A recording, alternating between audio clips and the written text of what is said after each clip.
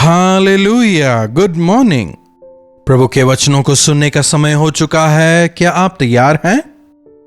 मैं उम्मीद करता हूं आप हर रोज प्रभु के वचनों को ना केवल सुन रहे हैं बल्कि उनके अनुसार जीवन बिताकर जीवन में आप आशीष पाते जा रहे हैं। तो आइए आज प्रभु क्या कह रहे हैं उनसे सुने। प्रार्थना। पवित्र पिता, आपका धन्यवाद प्रभु, आपके वचन हमारे जीवनों के लिए आवश्यक हैं। आज के आत्मिक आहार को हमें प्रदान करें। यीशु के नाम से प्रार्थना मांगते हैं, आमीन। कैसे हैं आप लोग? हमें क्या हर रोज वचन को सुनने की आवश्यकता है? तो अगर आज पानी पिया है तो क्या कल पानी नहीं पिएंगे? एक हफ्ते तक नहीं पिएंगे? हर रोज अगर हम 2 से 3 लीटर पानी पिएंगे तो हमारा शरीर स्वस्थ रहेगा, विज्ञान बताता है। कई प्रकार की बीमारियों से हम बच पाएंगे। उसी प्रकार हर रोज जो वचन से स्नान करता है फ्रेश रहता है। छोटे मोटे दाग धब्बे साफ हो जाते हैं, हम रिफ्रेश होते हैं, साफ होते हैं। हमारे शरीर के लिए पानी जितना जरूरी है, हमारे आत्मिक जीवन के लिए वचन उतना ही आवश्यक है। वचन का भोजन हमें हर रोज करना है। यूहन्ना रचित सुसमाचार में अगर हम देखें, प्रभु यीशु मसीह के द्वारा किए गए कई सारे चमत्कारों के जिक्र को हम वहां पाते हैं। मरकुस रचित सुसमाचार में अगर देखें, वहां ज्यादा चमत्कारों का वर्णन है क्योंकि उसे लिखने वाला मरकुस था। एक डॉक्टर के रूप में जिन चंगाइयों को वो नहीं कर पाया, प्रभु यीशु ने उन्हें केवल अपने वचनों से कर दिया। इसीलिए उन चमत्कारों को केंद्रित करके वो लिखता है। हमेशा यीशु के साथ में रहकर उनके हर एक कामों को उसने व्यक्तिगत तौर पर देखा और प्रभु के साथ रहकर उसने नोट्स बनाने शुरू किए। क्या आपको लिखने की आदत है? लिखना काफी अच्छा होता है। कुछ दिन पहले जब मैं पुरानी किताबों में खोज रहा था, 1977 के दौरान जो सरमन आउटलाइंस, रेफरेंसेस वगैरह जो मैंने लिखे थे, उस कागज को मैंने पाया वो लगभग गल चुका था क्योंकि बहुत समय गुजर चुका है ना। 1977 से अब देखिए 2026 आ चुका है। लेकिन जब मैंने उन कागजों को देखा मुझे काफी खुशी हुई और उन दिनों को याद कर मैं प्रभु की स्तुति करने लगा। अगर आप उनके उपकारों को हमेशा याद रखना चाहते हैं, बेहतर होगा उन्हें आप लिख कर रख लें। या फिर अब तो सब कुछ डिजिटल होता जा रहा है ना, और अधिकतर सबके पास मोबाइल फोन्स हैं, उनमें कैमरास हैं, तो आप एक फोटो लीजिए और डिटेल्स टैग करके उसे रख लीजिए। थोड़े समय बाद जब पीछे मुड़कर देखेंगे, प्रभु को धन्यवाद देंगे। यूहन्ना रचित सुसमाचार के 2 अध्याय में यीशु मसीह के सबसे पहले चमत्कार को हम देखते हैं। उन्होंने क्या किया था? दाखरस को पानी में बदला था, है कि नहीं? दाखरस को अगर पानी में बदलना है तो पानी डालिए, बस हो जाएगा। काफी आसान है। लेकिन यीशु मसीह ने क्या किया? पानी को दाखरस में बदला। वो भी अच्छा पानी नहीं था। हाथ पैर धोने वाले खारे पानी को उन्होंने बेहतरीन दाखरस में बदल दिया। दाख मधु जो है उसमें नशा होता है, ग्रेप वाइन है ना, लेकिन यह जूस है। अगर आज भी आप काना प्रांत में जाएं, वहां पर पानी से भी सस्ता ग्रेप जूस होता है क्योंकि वहां पर पानी की कमी है। पर दाख की बारियां बहुत हैं, चारों ओर काफी सारी दाख की बारियां। तो वहां पर वे भोज वगैरह में पानी की जगह दाखरस ही देते हैं। तो वहां उस भोज में, उस विवाह भोज में यीशु मसीह को बुलाते हैं। वे शिष्यों के साथ जाते भी हैं और यह जो विवाह था वो प्रभु की माता मरियम के किसी रिश्तेदार का था। तो वहां मरियम आकर प्रभु से कहती हैं कि दाखरस जो है वो खत्म हो गया है। यूहन्ना के 2 अध्याय में आप यह पाते हैं। 3 आयत से मैं पढ़ रहा हूं। जब दाखरस घट गया, यीशु की माता ने उनसे कहा, उनके पास दाखरस नहीं रहा। रिसेप्शन के बीच में अगर दाल खत्म हो जाए तो सोच के देखिए, या फिर अगर पीने का पानी खत्म हो जाए तो सोच के देखिए। वैसे ही भोज के बीच में दाखरस खत्म हो गया है तो मरियम आकर प्रभु से इस विषय कहती है। तब प्रभु क्या कह रहे हैं? हे महिला, मुझे तुझसे क्या काम, मेरा समय अभी नहीं आया। मेरा मानना है प्रभु के कहने का जो तात्पर्य है, अब आकर मुझसे क्यों कह रहे हो? देखिए, जब हम यह कहते हैं कि प्रभु को अपने जीवन में प्रथम स्थान दो, मतलब शुरुआत से लेकर अंत तक वे ही अधिकारी हैं। हम भी कई बार इसी तरह कंप्लेंट करते हैं ना, ये खत्म हो गया, वो खत्म हो गया ये नहीं रहा, सैलरी खत्म हो चुकी है, मेरी सहनशीलता जो है वो अब जवाब दे चुकी है, अब सहन नहीं होता, मेरे पास ये नहीं है, वो नहीं है, पैसा नहीं है, नौकरी नहीं है, यह खत्म हो गया, वो खत्म हो गया। हां, आपने मुझे कौन सा बहुत कुछ दे दिया है?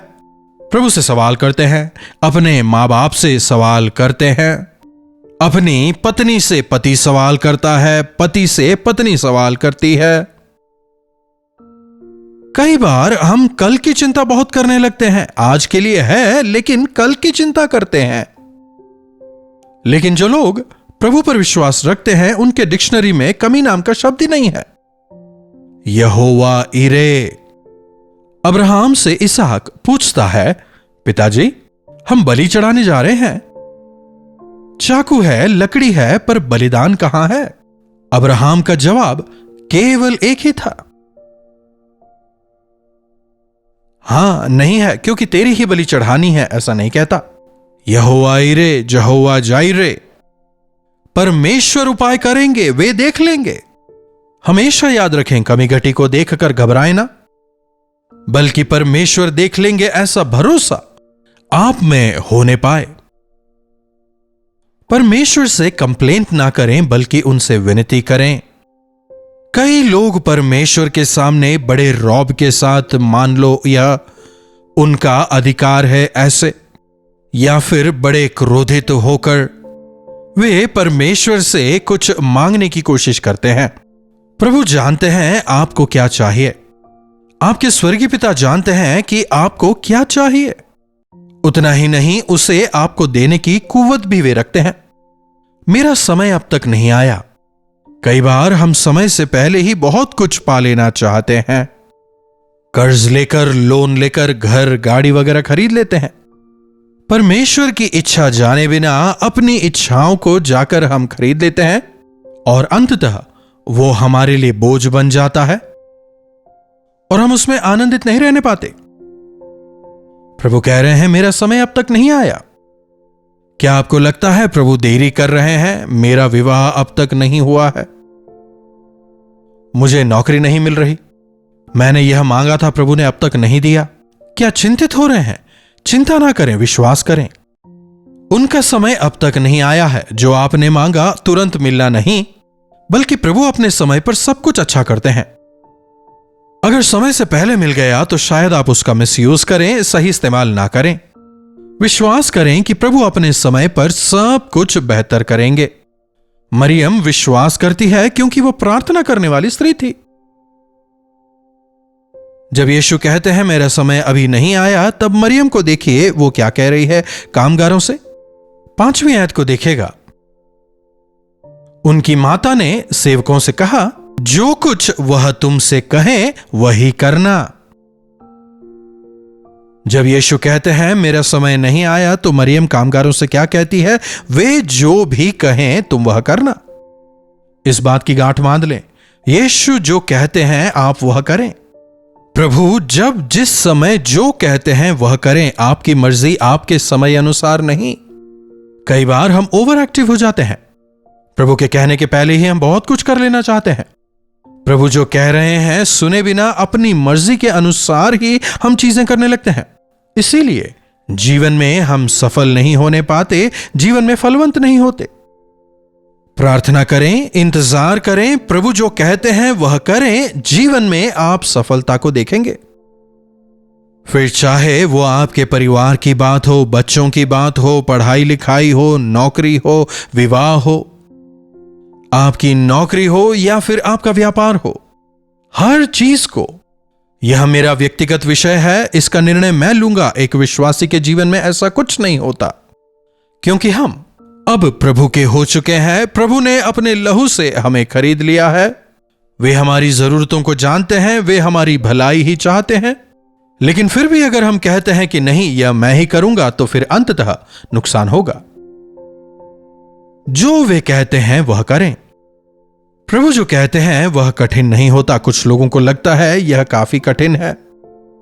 अगर प्रभु कहते हैं यह बोझ उठाओ, भले ही आपको लगे कि आप यह बोझ नहीं उठा सकते, हां, आप नहीं उठा सकते, लेकिन यकीन जाने बोझ उठाने वाले आप नहीं, प्रभु हैं। अपने बोझ को यहोवा पर डाल दो, क्योंकि उन्हें तुम्हारा ख्याल है। हो सकता है हाथ आपके हों, लेकिन उठाने वाले वे हैं। युद्ध यहोवा का है, यहोवा तुम्हारे लिए युद्ध करेंगे। तुम बस खड़े रहो और देखो, लेकिन तुम्हें तैयार होना है, युद्ध भूमि जाना है। यह आपका काम है, लेकिन युद्ध करने की जरूरत नहीं। तुम्हारे शत्रु तुम्हारे सामने से भाग खड़े हों, यह मेरा काम है। प्रभु जो कुछ हमसे कहते हैं उसे करने की ताकत भी वह हमें देते हैं। उसे करने का अनुग्रह प्रभु हमें प्रदान करते हैं। तुम जाओ और जाकर जगत के अंत तक मेरा सुसमाचार सुनाओ, प्रभु कहते हैं उन दिनों में शिष्यों से। तब शिष्यों के पास ना कोई पैसा था, ना चर्च, ना प्रॉपर्टी, ना कुछ। सब कुछ खो दिया था, बिल्कुल खाली हाथ थे। अरे प्रभु ने तो कह दिया, अब हम क्या करेंगे? ना लोग हैं, ना पैसा है, कुछ भी नहीं। क्या ऐसा कहा? उनके कुछ कहने पूछने से पहले प्रभु उनसे कहते हैं, तुम जाओ और जगत के अंत तक मैं तुम्हारे साथ रहूंगा। क्या कह रहे हैं प्रभु? तुम जाओ, लेकिन तुम अकेले नहीं हो, मैं तुम्हारे साथ हूं। जब प्रभु हमसे कुछ कहते हैं, उसे करने में भी वे ही हमारी मदद करते हैं। जो कुछ प्रभु ने कहा है, बिना सवाल जवाब कहे अनुसार अगर हम करें, तो जीवन में चमत्कार देखेंगे। फिर जब उनका समय आता है, तब प्रभु उन कामगारों से क्या कहते हैं? जाकर उन घड़ों में पानी भरो।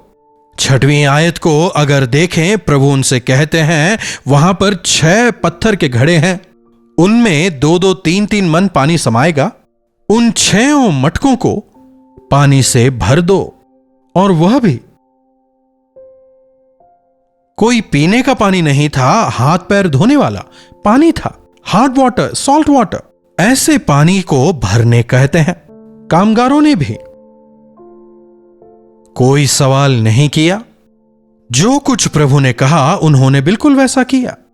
जाते हैं, 6 घड़ों को पानी से भर देते हैं।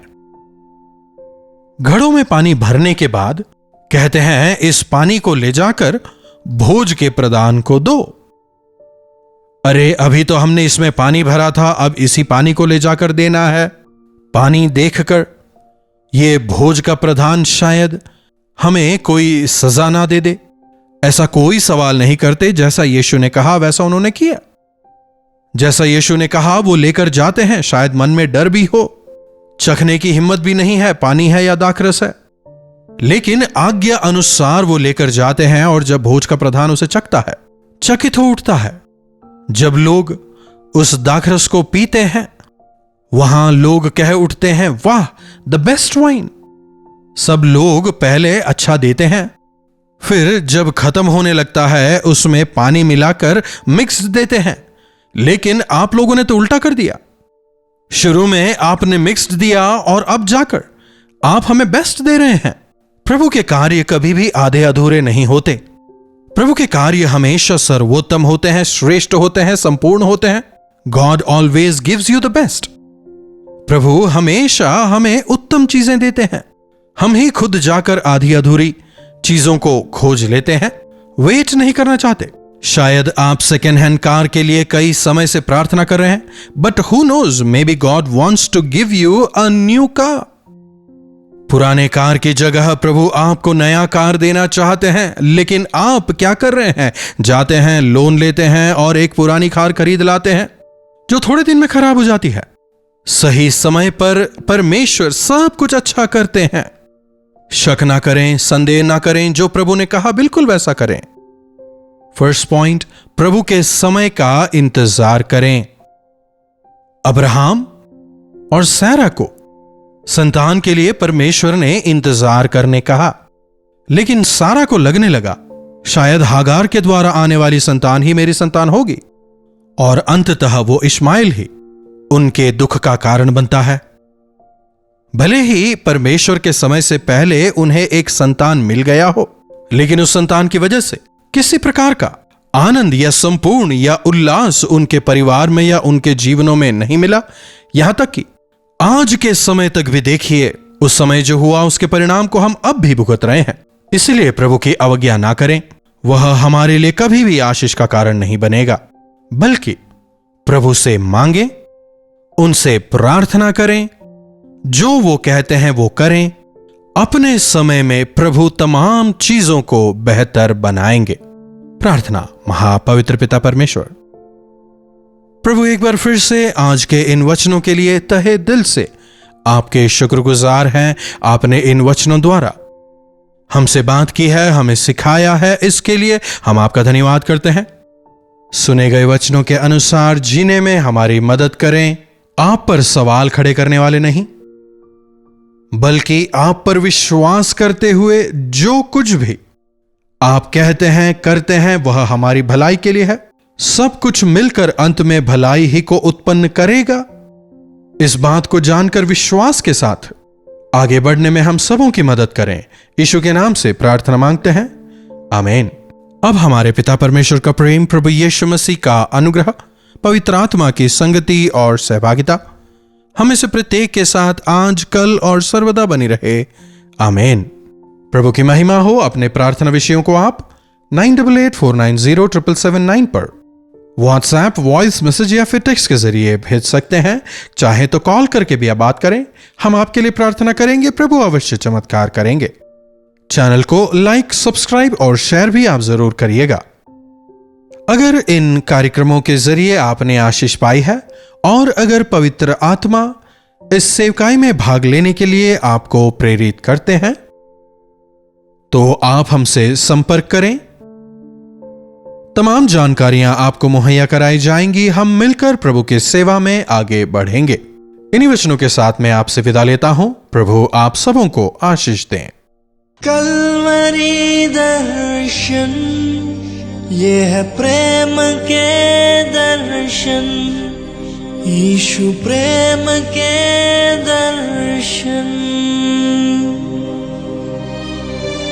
कल्वरी दर्शन,